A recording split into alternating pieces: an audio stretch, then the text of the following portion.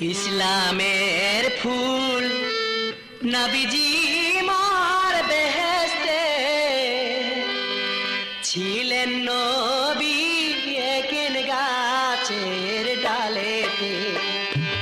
ইসলামের ফুল নবীজি মার বেহেশতে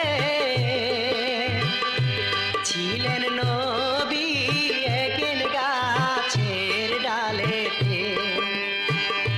সেই ফুল খুঁজিতে গেলেন আমার জিবরাইল, পাক রব্বানে হুকুম জারি পায়া সে